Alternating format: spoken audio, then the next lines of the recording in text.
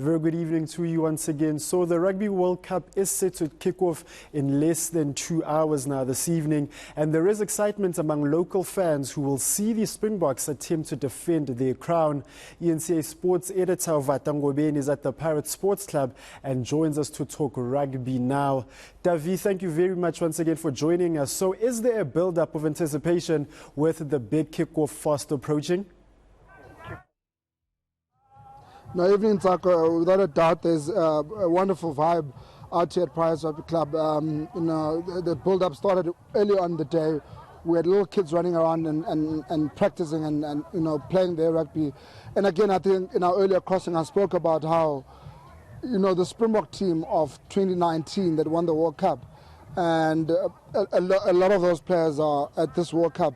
They've almost inspired a new generation of rugby players, and you see the faces of different races and religions that are of these young kids, and you say to yourself that I think Rassie Erasmus and Siya Kolisi got something right. Just more than just winning the World Cup, I think they united this country, and they used a sport that for a very long time was used to divide South Africa into actually uniting it. And without wasting any time, and Tsako, I need to introduce David O'Sullivan, famous broadcaster and now an author as well. He's spoken to Rassie Erasmus, written Rassie's book. It's called The Stories of Life and Rugby of Rassie Erasmus. David, I'm not going to miss this opportunity because I think this week has been a very tough week for South Africans with the fight between SABC and MultiChoice. You were for a long time at the SABC. You broadcast many Rugby World Cups and so on. How sad was it for you to see how, for a long time, millions of South Africans would have been denied the opportunity of actually watching the Springboks and watching a Springbok team that is so inclusive? Yeah, from about 2000 to 2012, I think it was, I worked at the SABC presenting rugby amongst other sports. Every time there was this drama about whether the SABC would get the rights or they wouldn't. And it would always be, the deal would be struck at the 11th hour, sometimes a minute before the 11th hour. And the problem that you'd have is that, as you say, so many people would be denied the opportunity to watch the games. When you consider terrestrial television, SABC gets a much bigger audience than satellite TV, something like 5 times the audience. And so it really would be an absolute tragedy if the majority of the population weren't able to see the games. Mercifully, a deal has been struck, and so everybody's going to see the Springboks doing what we hope they're going to do, bring the World Cup home. David, I think on everyone's mind is Rassie Erasmus and Siya Kolisi. I think what they did in 2019 was short of a miracle. Yeah. And I think what South Africans are expecting now is that they repeat that miracle. You sat down, you've penned this wonderful book on Rassie Erasmus. Can they do it? When you spoke to him, did you get the sense that they could repeat what they did in 2019? So right at the beginning, I started working with him in January, and I said to him, are we going to win the World Cup? And he looked at me as if I was mad. He said, of course we are. I must say that as we got closer to the start of the World Cup, he was not as confident. He wasn't as bullish as that. Because we had injury problems and things like that. But his enthusiasm for winning it was unwavered. And Jacques Nienaber has also said it.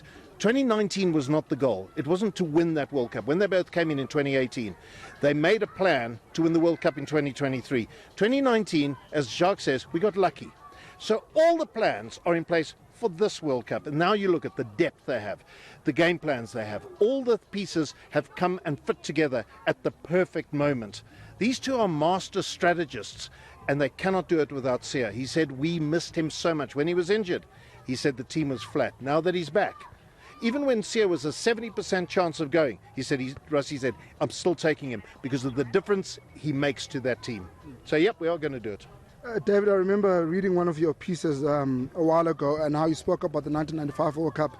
You were still working in 702 then, and you had to rush back to studio and so on. You look at that team, 1995, and the evolution of the Springboks. And now you speak about Siya Kolisi and how they missed him. Has it surprised you how, first of all, the face of Springbok rugby has changed, but also how I think South Africa has embraced a mixed Springbok team that embraces everyone in the country. Well, I would be surprised if I didn't know the backstory, and then working with Russia, he was able to explain how he did this, and it was detailed in the book.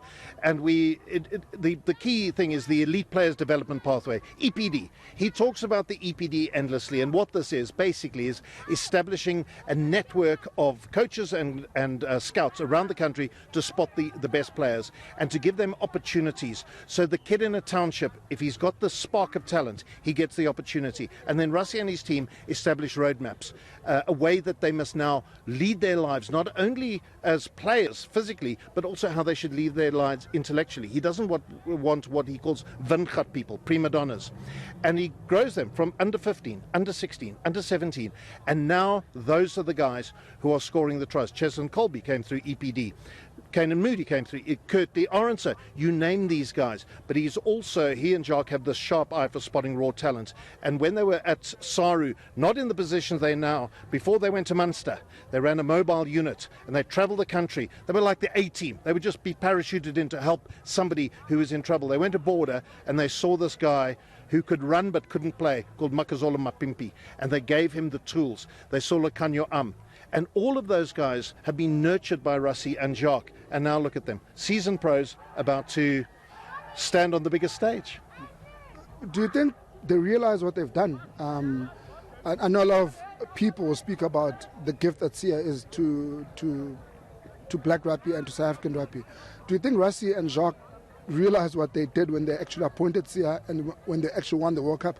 So when he appointed Sia, he had no idea, genuinely no idea of the political significance. He chose Sia because he knew him from when he was 17 years old. He was the captain of the Stormers, and he was playing in a position where he was close to the referee. He wanted somebody who could bite the referee. But when he picked his very first team to play against England in 2018, he didn't have a captain because Ibn Etzebeth was injured, Warren Whiteley was injured, and Dwayne Vermeulen had been playing in France too long. So he went, who do I pick now? I'll go for Sia, without realizing the skin color was now an issue, and then found this enormous eruption of emotion. It genuinely caught him by surprise. Now, though, he does appreciate what he's been able to do. So when I said to him, winning the Webb Ellis Cup in 2019 was your greatest achievement, straight away he said no. It was the EPD. Establishing the EPD is my biggest achievement. It's my legacy. And my fear, Vata, is that when Rassie goes, and it will happen, maybe in 2025, maybe earlier, who knows, that not enough attention is paid to the EPD. And we lose those structures, and we lose this funnel that is finding and producing the great talent we have. I cannot ask you this question. David, can we win the World Cup? I think South Africa needs it more than ever. I remember in 2019, with everything that had happened with eNCA, obviously, GBV was big, load shedding and so on. Our country faces a crisis, whether it's load shedding, it's consumer confidence down, and the economy is struggling, unemployment high. Can this team once again? That was eNCA Sports Editor Vata Ngobeni, and that will be all for your sports news for now. Up next,